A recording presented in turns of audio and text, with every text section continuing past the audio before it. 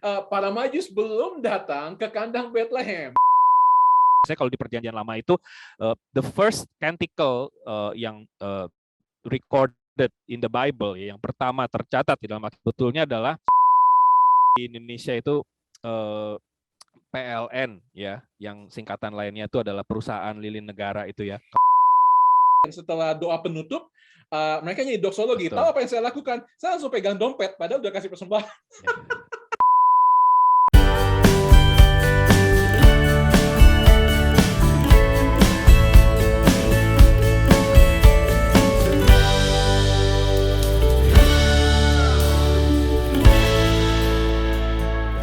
Sampurasun, salam dari LLB Taman Sari 16 Bandung, lembaga yang Anda doakan dan lembaga yang selalu juga kami mendoakan Anda dalam pelayanan setiap hari Minggu di gereja masing-masing.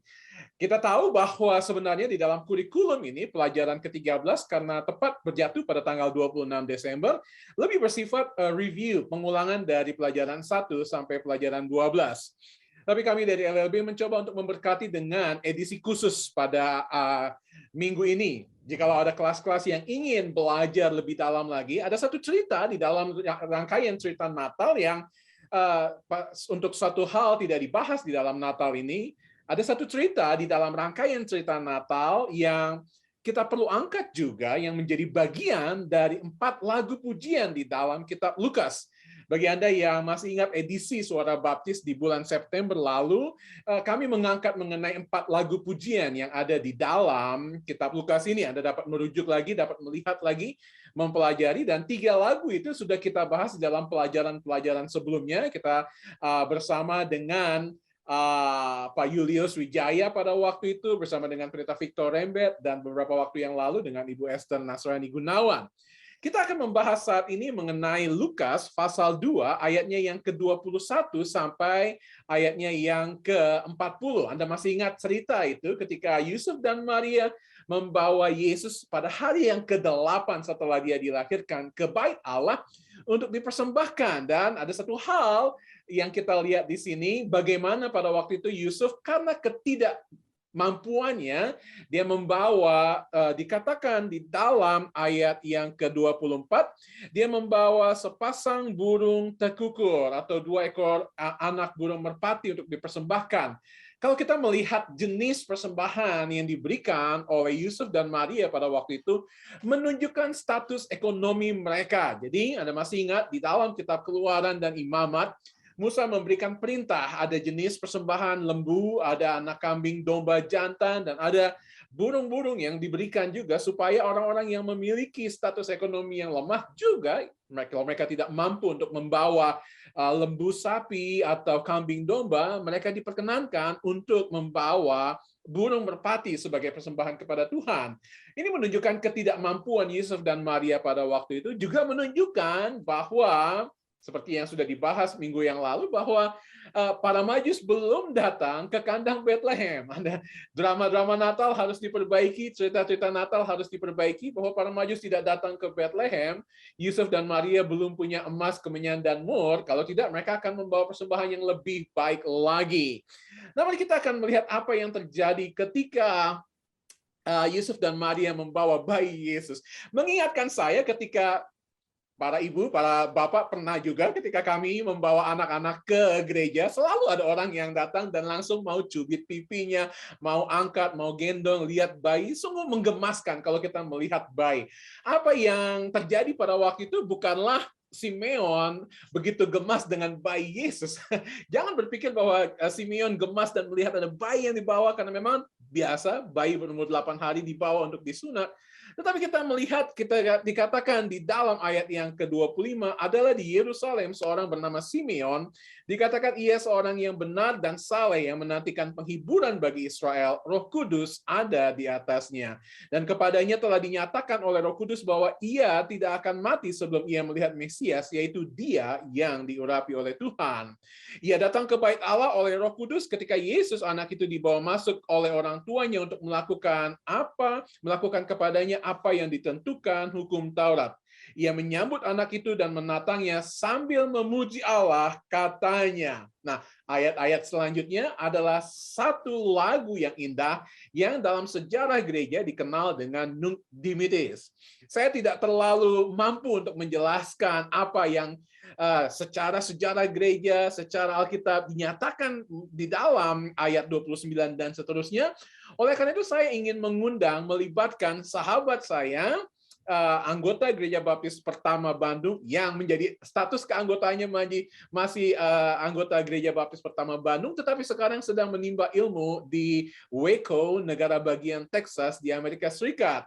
Samuel Tandai, Pak Samuel Tandai, sahabat pada waktu pelayanan di Pemuda dan sekarang mengambil PhD di dalam bidang musik gereja. Luar biasa, ada orang baptis yang sedang menyiapkan diri untuk menjadi berkat di Indonesia, dan saat ini dia akan menjadi berkat untuk kita di dalam ruang guru sekolah minggu edisi pelajaran yang ke-13. Pak Samuel, selamat malam waktu Amerika, betul?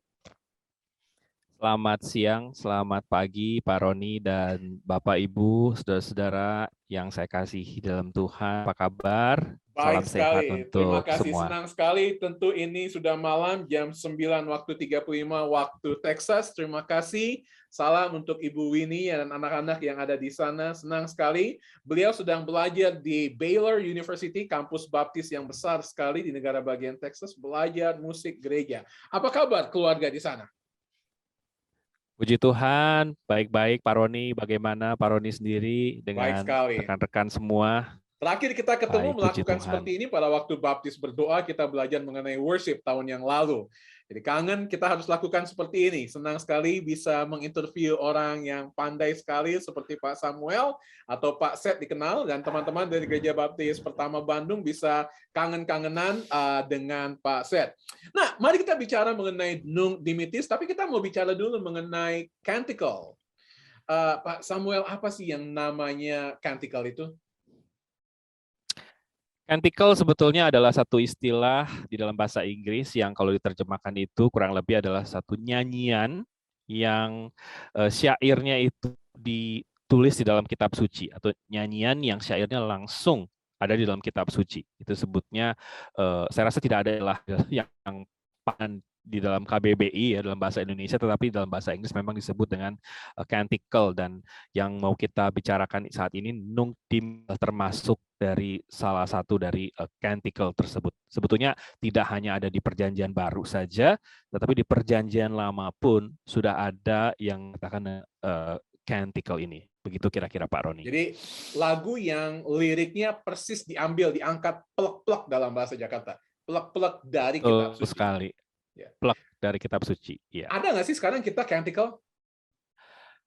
Saya rasa kalau canticle secara karena ini kan dari kitab suci ya, maka sebetulnya syair itu sendiri sudah fix ya, dalam artian karena kitab suci sudah terbukukan begitu ya. Jadi secara syair ya sudah hanya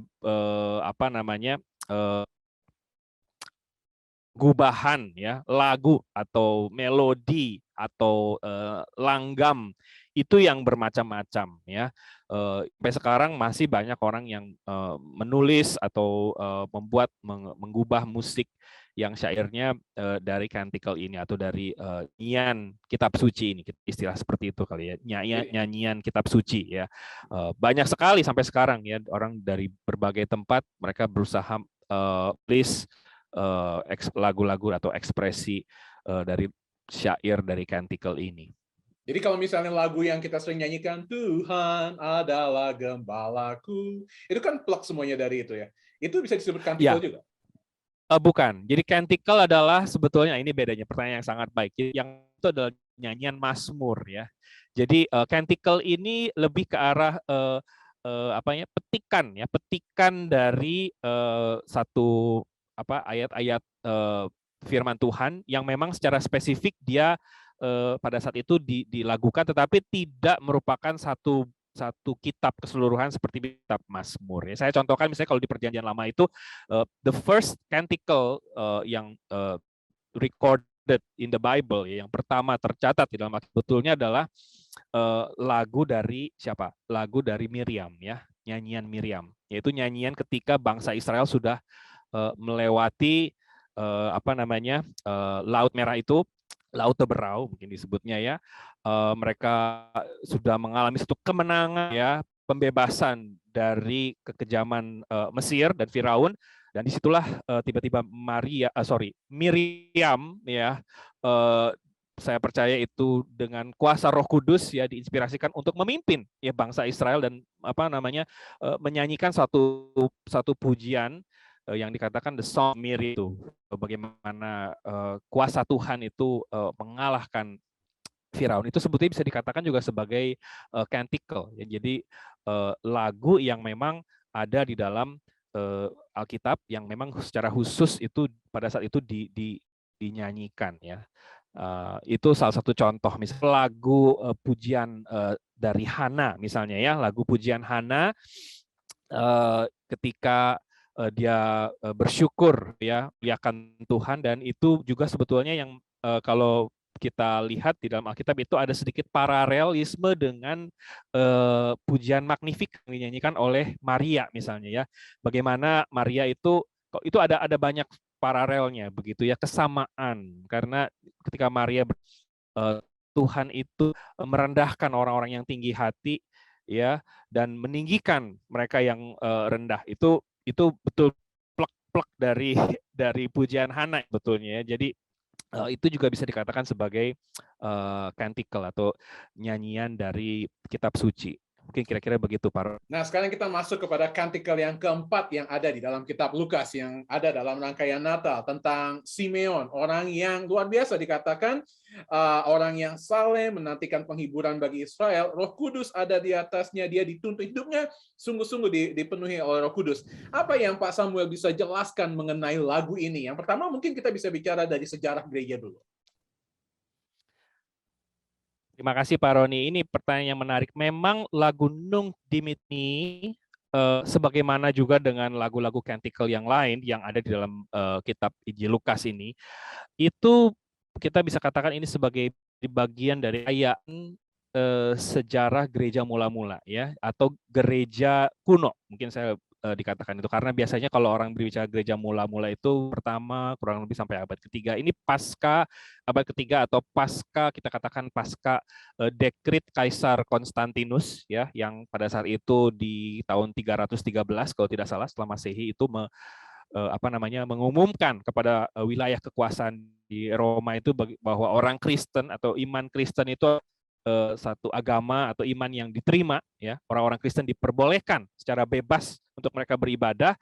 Maka sejak saat itu mulailah gereja-gereja, gedung-gedung gereja yang lebih besar gitu ya, dan orang-orang Kristen bisa berkumpul, dan tentunya karena sudah diakui sebagai iman kepercayaan yang resmi, maka tradisi liturgi, saya pakai kata istilah itu ya, jadi tradisi ibadah dari orang-orang Kristen pada itu menjadi lebih kaya begitu, karena mereka menginginkan juga ada satu ada saat ibadah itu menjadi satu perayaan yang menjadi satu hanya sekedar orang berkumpul seperti kalau gereja mula-mula itu mereka hanya berkumpul di tengah-tengah ketakutan itu kan di rumah orang-orang percaya untuk memecahkan roti dan berdoa, tetapi ibadah di abad keempat itu menjadi lebih kaya, ada lebih banyak hal yang dilakukan termasuk puji-pujian, jenis puji-pujian, dan disinilah masuk kantikel atau nyanyian dari kitab suci itu, termasuk juga salah satunya adalah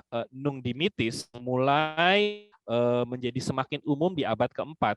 Dan saat itu sebetulnya nyanyian ini pada awalnya, kalau saya salah membaca di dalam saya ini, awalnya sebetulnya lebih dimulai dari tradisi doa harian, yaitu yang ada dilakukan oleh kaum monastik. Kaum monastik itu adalah orang-orang Kristen atau anak-anak Tuhan yang secara khusus, kalau ibaratnya sekarang tuh seminari begitu ya. Jadi mereka secara khusus mendedikasikan diri untuk melayani Tuhan, dan mereka menyepi begitu ya. Mereka tidak tinggal di perkotaan, tapi mereka bergabung dalam satu biara begitu ya, dan mereka melakukan tradisi yang namanya tradisi doa harian yang kemudian juga diikuti oleh orang-orang Kristen di urban, di perkotaan. Jadi orang-orang Kristen seperti kalau kita di gereja baptis itu ada jam doa ya, hari Rabu kebaktian doa ya.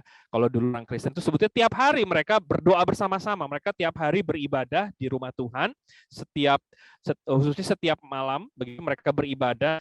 Cuma bedanya adalah ibadah mereka itu bedanya adalah lebih simpel ya. Di dalam ibadah yang harian itu mereka lebih simpel, sederhana. Kalau dulu itu kan setiap minggu itu mereka melakukan perjamuan kudus, perjamuan Tuhan itu dilakukan setiap hari Minggu ya. Tetapi di dalam ibadah harian ini tidak dilakukan, jadi hanya mungkin lebih simpel ya urutan ibadahnya, termasuk nyanyian ini dilakukan juga ya. Dulu itu juga orang Kristen itu berdoa 5 hari ya, makanya nggak heran saya rasa ketika hanya tradisi Kristen itu berinteraksi dengan misalnya tradisi agama lain, agama sepupu kita, itu ada kemiripan-kemiripan kenapa orang Kristen itu dulu berdoa 5 hari ya, bahkan ada yang berdoa sistem berdoa 7 hari gitu ya. Jadi ada istilah apa namanya primum, lalu sexto, lalu apa namanya itu ada istilah dalam bahasa Latin ya, matins, lalu apalagi itu plin, complain, itu adalah bagian dari tradisi doa harian yang dilakukan pagi, lalu menjelang siang, lalu petang atau senja, lalu malam dan larut malam, kurang lebih seperti itu. Dan lagu Nunc Dimittis ini seperti menjadi satu pujian untuk sebelum apa namanya mereka selesai begitu ya. Jadi sekarang biarkanlah seperti yang ditulis di dalam syair atau ayat dari Lukas yang dikatakan oleh Simeon itu, sekarang Tuhan biarkanlah hambamu ini pergi dalam damai sejahtera sesuai dengan firman-Mu. Jadi cocok sekali di dalam tradisi doa malam orang-orang Kristen jemaat mula-mula itu ya. Jadi itu dilakukan dan itu menjadi satu bagian yang terus-menerus selama bertahun-tahun, berabad-abad, itu menjadi bagian dari warisan kekayaan orang Kristen khususnya di dalam gereja kuno. Kira-kira begitu sejarah Roni. Jadi ini menarik. Saya ingin tanya nih. Saya juga bingung. Ngapain ngambil PhD musik gereja? Emang banyak yang dipelajari tentang musik gereja. Tapi ternyata kita lihat di sini ya, abad keempat dan seterusnya, kantikel seperti ini dinyanyikan setiap hari, mau malam gitu ya. Mau tidur dinyanyikan, pamitan istilahnya, pamitan dan mau minta berkat dari Tuhan sebelum tidur. Berabad-abad tadi Pak Samuel katakan. Nah, kenapa sekarang kita itu tidak lagi punya tradisi seperti ini? Saya nggak bicara mengenai tradisi, tapi kita nggak, bahkan kalau kita tidak mengangkat, kalau saja TPK tidak mengangkat seri ini, mungkin kita tidak akan mendalami 4 lagu di dalam kitab Lukas ini sebagai kantikel, sebagai lagu, dan hanya memperlakukannya hanya sebagai ayat AA, bukan hanya, tapi tidak melihat bahwa itu adalah lagu pujian. Nah, kenapa ada gap di mana sehingga kita gereja baptis khususnya tidak lagi punya lagu-lagu seperti ini, tidak menyanyikan lagu-lagu seperti ini. Padahal kalau kita mau jujur, Tuhanmu memberkatimu itu pasti selalu ada dulu pada waktu kita masih remaja ya. Setiap hari Minggu pasti pada mau habis doa berkat langsung nomor 363 pasti. Lalu kemudian pada waktu persembahan, pujilah Allah yang mulia, udah hafal lah semuanya begitu ya. Nah, ternyata kita nggak ada lagi yang seperti ini. Kenapa? Gap-nya di mana, masalahnya di mana, dan mengapa, Pak Samuel? Ya, ini juga pertanyaan yang sangat-sangat baik, Pak Roni. Terima kasih. Saya melihat memang sebetulnya ini ada beberapa sudutnya, tetapi yang saya melihat adalah memang ini bukan hanya kita saja, orang Baptis, tetapi orang Protestan secara umum memang terus terang kekayaan kekayaan ekspresi pujian kita itu boleh dikata kalah dengan, maaf saudara-saudara kita ya, katakan dari tradisi Katolik misalnya ya. Khususnya saya bilang ini Katolik sebelum daripada reformasi. Karena memang reformasi itu menjadi salah satu reformasi gereja ya di 1517 ketika gerakan Protestantisme itu masuk. Itu kan salah satu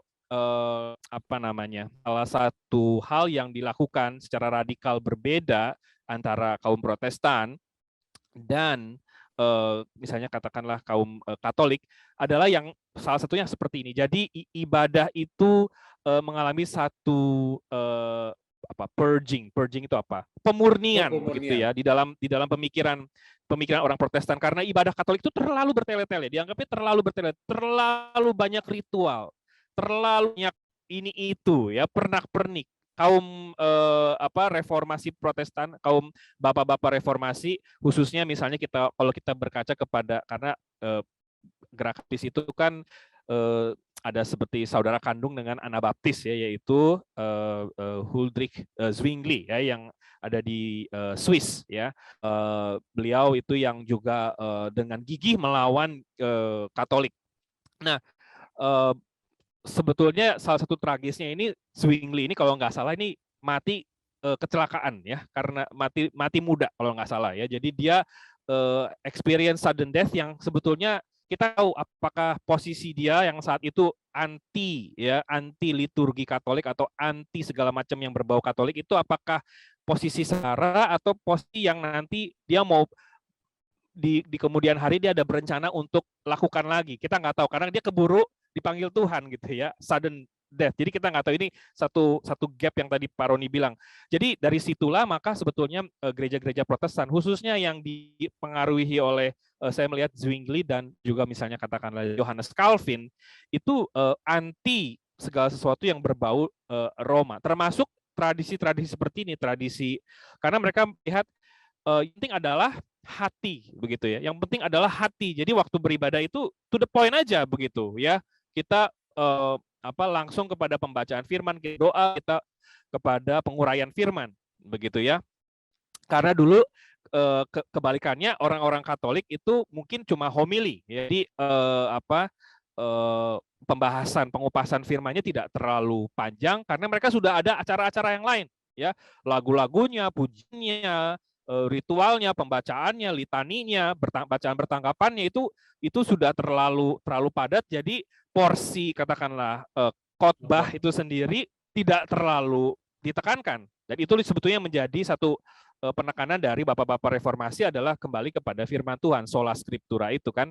Jadi itu yang terjadi pada saat itu, sehingga memang itu adalah satu gap yang tadi Pak Roni katakan itu tadi. Jadi ketika kita tidak terlalu banyak terekspos dengan kekayaan ya, tradisi ke gereja Kristen ya, saya katakan gereja Kristen sebagai gereja yang kudus dan gereja universal, gereja di sepanjang abad dan tempat, gereja yang kita akan dikumpulkan bersama dengan umat tebusan waktu kita kembali menghadap Allah Bapa di surga. Itulah yang punya kita kehilangan pada saat ini. Jadi reformasi membawa dampak yang baik, tapi di sisi lain juga ada ekses-eksesnya begitu ya. Jadi kita banyak terekspos dengan kekayaan umat Tuhan di masa lampau ya.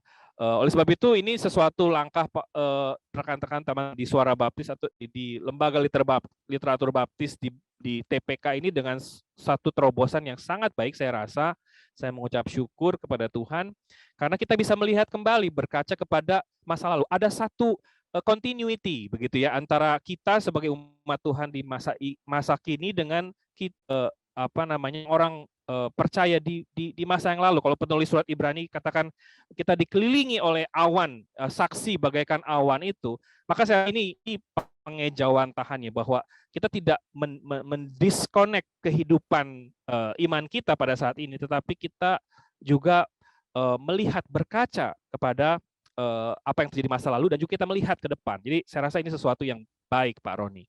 Wah, itu sebabnya kita punya orang, Bapak Ibu Saudara bangga kan punya orang baptis Indonesia yang pintar seperti ini, luar biasa. Saya kagum sekali akan pengetahuan dia, luar biasa. Itu sebabnya kita harus menggali banyak ilmu. Nah, sekarang kita masuk ke dalam Nunc Dimittis itu sendiri. Kita masuk ke dalam teksnya itu. Sebenarnya tema-tema besar apa saja sih yang Pak Samuel bisa uraikan sedikit kepada kita di dalam bagian ini, mulai dari ayat 29 dan selanjutnya. Wah, Pak Roni ini cukup waktunya karena ini sangat begitu dalam ya. Tetapi saya bisa melihat 3 hal ya. Orang baptis ini harus 3 poin. 3 ya. Yang pertama adalah tentunya penggambaran diri sebagai hamba itu ya. Jadi Simeon itu ini seperti saya kalau membaca ini seperti miniatur ya, walaupun terlalu simplistik. Seperti miniatur pengalamannya Nabi Yesaya ya. Kalau kita berkaca kepada pengalaman di dalam Nabi Yesaya yang dia melihat kemuliaan Allah, itu skalanya makro ya, skalanya global dan bahkan kolosal, khususnya Yesaya 6 ya. Pengalaman Simeon ini seperti sama, dia mencicip ya kehadiran Tuhan ya, dia mencicipi, melihat akan keberadaan Tuhan bahkan secara konkret begitu ya, in physical presence, tapi di dalam suasana yang berbeda, secara personal gitu ya. Dan dia sama-sama dengan Yesaya melihat dirinya sebagai apa? Sebagai hamba ya. Jadi ada langsung satu kesadaran ya, awareness bahwa who he is ya. Jadi saya selalu ingat ada salah seorang saya mengatakan kenal Tuhan, kenal diri, dan tahu diri begitu ya. Setelah kita Tuhan, kita kenal diri. Setelah kita kenal diri, kita tahu diri. Jadi dan tahu diri. Oke. Ya. Jadi itu satu refleksi yang saya rasa secara spontan ya di keluar dari Simeon. Yang kedua adalah tema keselamatan ya. Tema keselamatan. Jadi keselamatan ini adalah satu tema yang tentunya besar. Alkitab adalah berbicara tentang rencana keselamatan Allah tentunya di Kejadian sampai Wahyu. Tetapi ini di dalam pengalaman Simeon ini menjadi sesuatu yang personal buat dia.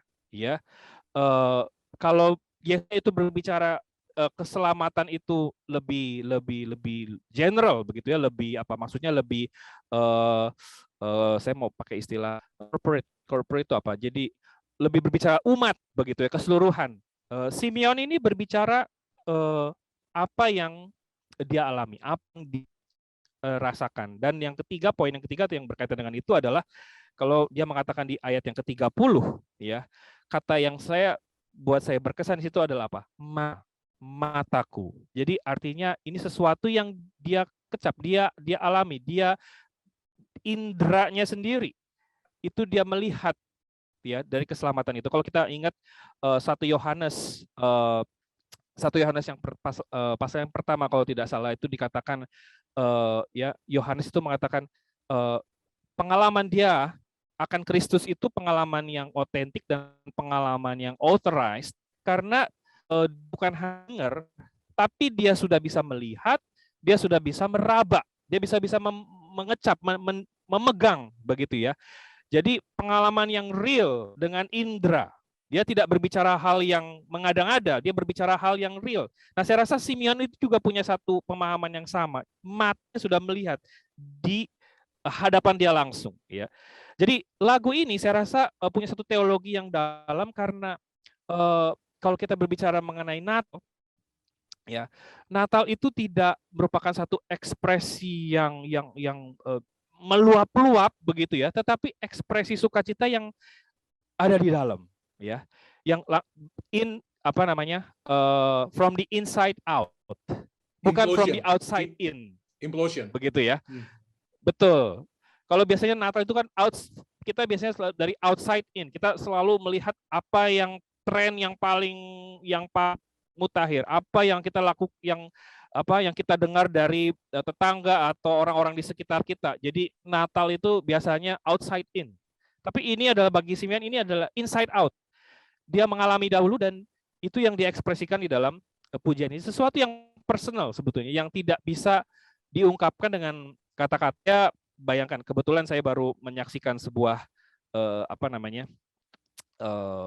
ada salah seorang rekan ya, yang rekan kami yang baru menikahkan putrinya ya, ada salah seorang kenalan kami yang baru menikahkan putrinya beberapa hari yang lalu. Kami melihat dari YouTube, lalu ayah dari yang menikah itu, ayah dari putrinya yang menikah itu, dia mengatakan kenapa dia berlinang air mata dari awal masuk ruang kebaktian sampai ke depan dekat altar pernikahan itu, waktu membawa putrinya, dia menangis itu bukan karena merasa kehilangan atau sedih, dia menangis itu karena ada satu sukacita, joy yang tidak bisa terekspresikan dengan kata-kata.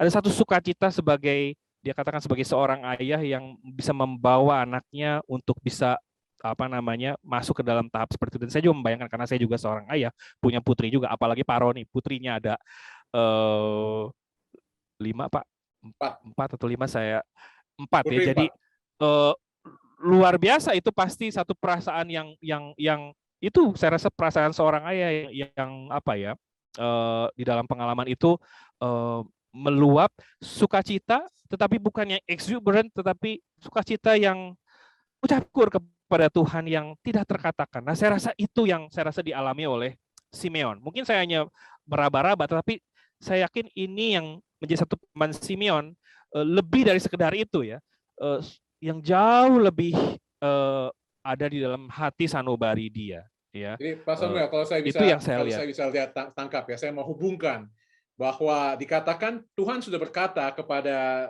Simeon, dia tidak akan mati sebelum dia melihat Mesias yang diurapi. Lalu kalau kita melihat dari beberapa ayat ini benar-benar tadi Pak Samuel menyinggung mengenai Yesaya. Tetapi memang kata-kata ini betul-betul dari Yesaya 42 ayat 6, misalnya Yesaya 49 ayat 6, Yesaya 52 ayat 10, itu keluar sekali. Artinya dia dijanjikan oleh Tuhan, dia menghidupi kebenaran firman Tuhan, dan sekarang dia melihat Tuhan itu sendiri. Sehingga ada sukacita yang luar biasa. Kita tidak terlalu sering membahas mengenai sukacita dari Simeon ketika melihat Mesias ada di bait suci dan ada di tangannya. Nah, padahal pada waktu itu Pak Samuel, sedikit kita singgung, kondisi latar belakang kehidupan mereka berada di bawah penjajahan Romawi, betul? Nanti kita akan singgung sedikit. Saya bilang Pak Samuel akan singgung. Nah, saya ingin Pak Samuel membawa ini dalam aplikasi kita. Ketika kita tadinya udah bersukacita 1 bulan lalu, 2 bulan lalu bahwa kita dapat merayakan Natal seperti biasa, tahu-tahu Omikron datang, Pak Samuel. Exactly. Turun lagi. Ada gereja-gereja yang mulai batalkan, ada gereja-gereja yang nekat aja bikin. Nah, kira-kira bagaimana untuk tetap memiliki sukacita di tengah krisis dengan melihat sukacita dari Simeon di tengah krisis yang dia hadapi? Itu pertanyaan yang masih menjadi PR buat saya, Pak Roni. Jadi saya akan coba sharingkan dengan apa yang saya alami. Saya rasa memang kita perlu merubah perspektif kita mengenai makna sukacita itu sendiri ya. Jadi ini kita udah pernah bahas ini, yaitu seringkali khususnya pra-pandemi ya. Pra-pandemi Natal itu seringkali kata yang langsung muncul itu adalah joy to the world, begitu kan ya. Saya pernah menulis sedikit di Suara Baptis mengenai hal ini ya, sejarah dari lagu Joy to the World. Sebetulnya kan yang saat itu bersukacita, yang kalau kita katakan sukacita yang luar biasa, yang exuberant, yang meluap-luap, dialami oleh satu pihak, yaitu siapa? Yaitu gembala. Karena mereka adalah orang-orang yang di paling bawah lapisan masyarakat, tetapi mereka yang pertama melihat berita keselamatan. Kebetulan saya baru pulang dari Houston kemarin, ada kami membawa, ada orang tua dari istri saya yang ada di sini, mereka ingin melihat perayaan Natal. Kami baru pulang dari kota Houston melihat perayaan Natal di Second Baptist Church. Itu mereka bertemakan light ya, terang yang telah datang. Jadi mirip-mirip juga dengan Simeon ini. Tapi salah satu ceritanya adalah bagaimana gembala itu menceritakan dengan bagaimana gembala yang dimainkan oleh anak-anak dengan sangat baik, yang dianggap sebagai kelompok paling terkecil, paling terhina dari masyarakat pada saat itu, menerima berita keselamatan yang pertama kali. Mereka yang satu-satunya bersukacita. Tetapi kita semua yang hidup di dalam zaman post coronavirus ini, ya, bagaimana kita bisa mengaplikasikan? Saya rasa pengalaman atau konsep sukacita kita mungkin kita perlu revive atau revitalize, ya, merevitalisasi sedikit, bahwa sukacita kita bukan sesuatu yang eksternal, sesuatu yang harus selalu diungkapkan dengan satu kegembiraan, ya. Tetapi sukacita juga bisa dialami secara internal. Kita bisa tetap di tengah suasana yang krisis ini, ya. Janganlah bukan hanya di Indonesia saja, di Amerika sudah mulai naik, ya, angka kematian juga naik, angka kasus naik. Jadi tetap ada satu suasana krisis yang kita alami. Dan saya rasa ini juga yang menggambarkan orang-orang orang-orang Yahudi pada saat itu, orang-orang di mana Tuhan Yesus dilahirkan pada saat itu, orang tua dan keluarga dan masyarakat di mana Tuhan Yesus hidup pada saat itu, di tengah-tengah kungkungan penguasa Roma yang tidak ada habis-habisnya, yang seolah itu mungkin nyanyian yang mereka nyanyikan itu Mazmur 13, How long, O Lord? How long, O Lord?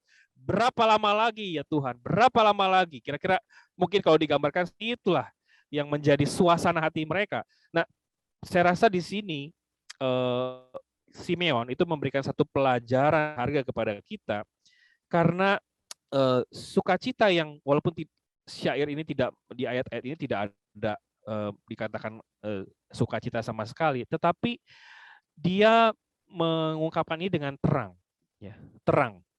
Jadi ibaratnya kalau misalnya paling gampang di Indonesia itu PLN, ya, yang singkatan lainnya itu adalah perusahaan lilin negara itu, ya. Kalau misalnya tiba-tiba sedang ya mati semua listrik begitu, ya. Tapi waktu kita melihat terang, ada seberkas cahaya lilin saja, ya. Kita sudah langsung merasa apa? Ada satu glad, ya. At least ada satu cahaya di mana kita bisa berjalan, di mana kita bisa dituntun, di mana kita bisa tahu kemana kita harus melangkah. Di tengah kegelapan itu, nyalain lilin, cahaya yang sedikit, waktu membawa satu perasaan yang berbeda di dalam diri kita. Saya gambarkan itulah mungkin suasana yang dialami oleh Simeon, ya. Dia melihat kehadiran Kristus sebagai terang, ya, memakai metafora terang itu, light. Itu menjadi satu kesukaan yang mungkin tidak bisa diungkapkan secara meluap-luap, tetapi sesuatu yang bisa menjadi satu kekuatan, ya, bagi ini. Dan sembarang terang, karena terang ini adalah terang yang menerangi bangsa-bangsa lain. Jadi dia justru tidak berpikir, waduh, kita ini sepertinya orang Yahudi ini semakin dikungkung oleh Romawi. Dia tidak berpikir pesimistik, justru dia putar balikan, dia lihat justru kehadiran Mesias yang dijanji itu, yang kepada Simeon dia sudah dijanjikan bahwa dia tidak akan mati sebelum melihat Mesias itu menjadi terang yang justru memutar balikan, dan juga terbukti dengan apa yang dikatakan Simeon setelah itu kan, kepada perkataan dia kepada Maria itu, justru cara berpikir itu terbalik justru, ya. Itu sebabnya dia mengatakan selanjutnya di ayat 34, sesungguhnya anak ini ditentukan untuk menjatuh atau membangkitkan banyak orang di Israel, dan untuk menjadi suatu tanda yang menimbulkan perbantahan. Jadi dia berpikirnya out of the box, mungkin seperti itu kira-kira Pak Roni. Dia tidak melihat ini sebagai sesuatu yang terus-menerus, waduh, kita udah deh, kita udah game gitu. Tidak, tetapi justru di tengah-tengah suasana yang seperti hopelessness itu, kehadiran Kristus itu memberikan satu harapan, dia memetakan terang, bahwa terang itu justru bukan hanya bangsa Yahudi saja, tetapi bangsa-bangsa lain, ya. Saya langsung ingat Mazmur 117, Mazmur terpendek di seluruh Alkitab, atau pasal terpendek di seluruh Alkitab. Pujilah Tuhan, hai segala bangsa. Itu dalam Inggris mungkin lebih jelas, English King James Version. Praise ye the Lord, all ye heathens, all ye Gentiles. Pujilah bangsa-bangsa tidak mengenal Tuhan. Yep. Nah, saya curiga jangan-jangan mungkin itu yang ada dalam benak pikiran Simeon pada saat itu, ya, sebagai orang Yahudi, ya, bahwa Kristus itu menjadi itu terang bagi bukan hanya bangsa Yahudi, bangsa-bangsa lain. Kira-kira gitu, Pak Roni. Terakhir, saya sebenarnya ingin sekali lebih dalam lagi diskusi ini, tapi waktu nggak memungkinkan, dan juga sudah agak larut di Texas. Tapi Simeon, saya mau berkata beliau lagi, Simeon berkata, biarkanlah hambamu ini pergi dalam damai sejahtera sesuai dengan firman. Damai sejahtera, Irene.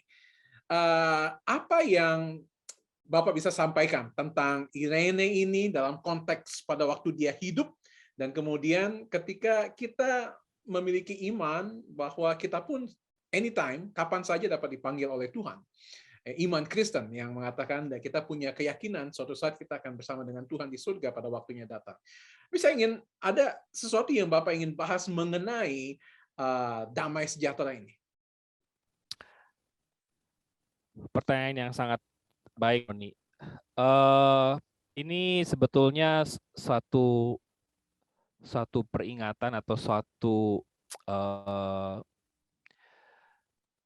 kebenaran yang Tuhan nyatakan melalui Simeon ini ya, di dalam konsep damai sejahtera, damai yang ini sebetulnya di satu sisi communal, bersifat communal, but dia memberikan speak of peace dalam konteks bangsa Israel, orang-orang Yahudi, tetapi juga personal, ya. Biarkanlah hambamu ini pergi dalam damai sejahtera. Itu bukan hanya berarti dia sudah siap untuk dia melihat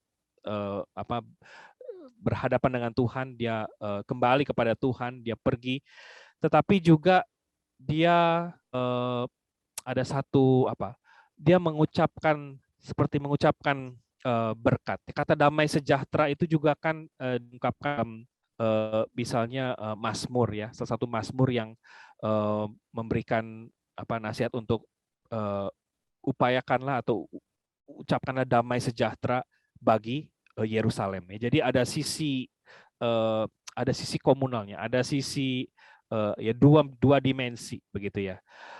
Saya tidak bisa berbicara yang kedua itu, tapi saya bisa berbicara yang personal ya. Artinya adalah ketika di tengah-tengah situasi yang kita hadapi ini ya, khususnya COVID-19, kehadiran syair lagu Nung Dimittis ini ya, saya rasa ini menjadi satu kekuatan bagi kita. Pak Samuel, terima kasih banyak waktunya. Terakhir sekali, closing remark, terakhir sekali, kita bicara tentang lagu, kantikel ya. Kita bicara tentang lagu yang ternyata memang harus kita lihat liriknya, teksnya dari Alkitab. Tapi kita tidak dapat menghindari kita bicara mengenai teologi juga.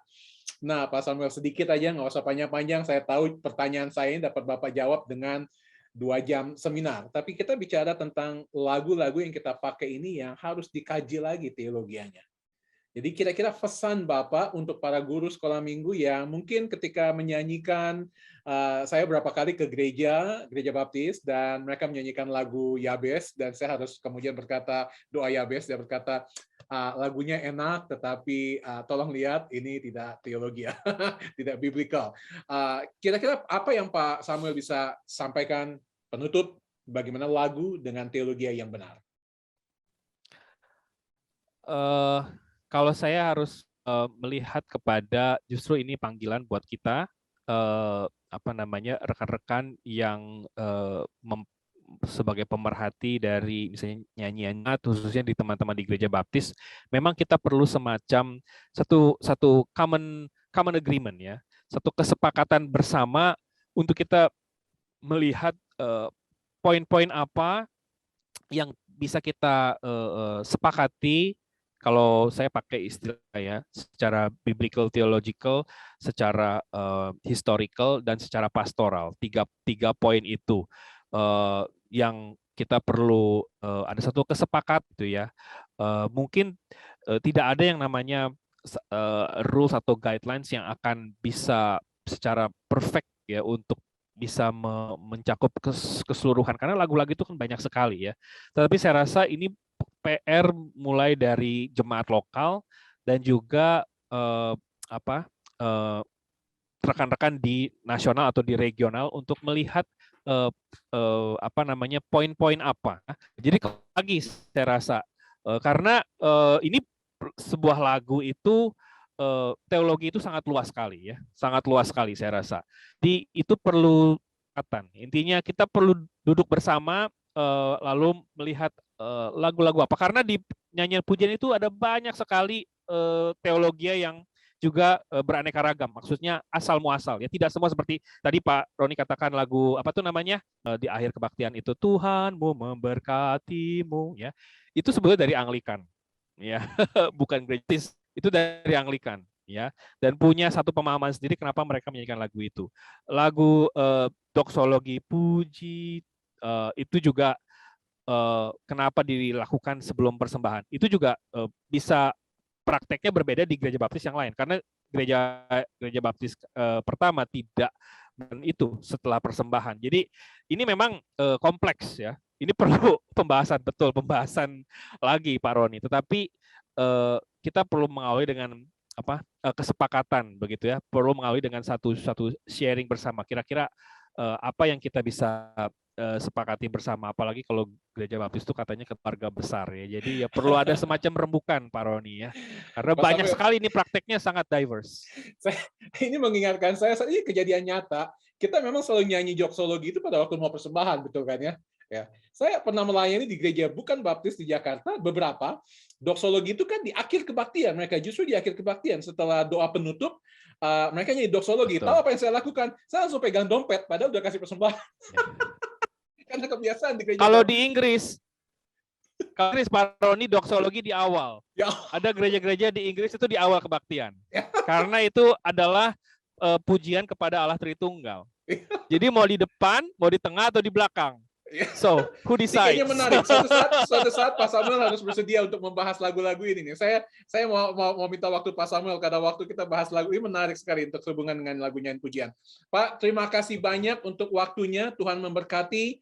Kiranya Tuhan pakai dimanapun. Beliau adalah statusnya masih sebagai dosen dari saat STT Saat di Malang. Dan kita mengucap syukur orang baptis dipakai Tuhan di mana-mana, di Amerika, di Indonesia.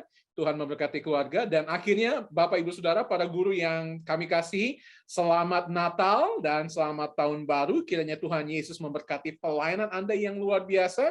Jika kelas Anda rindu untuk membahas pelajaran mengenai Simeon dan Hana yang memang ada ditulis dalam kelas pemuda, Anda dapat melihat dalam link yang kami sajikan di bawah ini, dan Anda dapat kami siapkan linknya untuk Anda dapat mengakses pelajaran ini sebagai informasi tambahan, dan jika Anda ingin menambahkannya juga, memakainya pada tanggal 26 Desember atau kapanpun Anda ingin memakainya. Akhirnya kami dari Taman Sari 16 mengucapkan terima kasih untuk pelayanan yang luar biasa yang Anda lakukan minggu demi minggu, bulan demi bulan, tahun demi tahun, dan apapun yang dapat kami lakukan untuk mendukung pelayanan Anda, silakan sampaikan kepada LLB. Tuhan Yesus memberkati.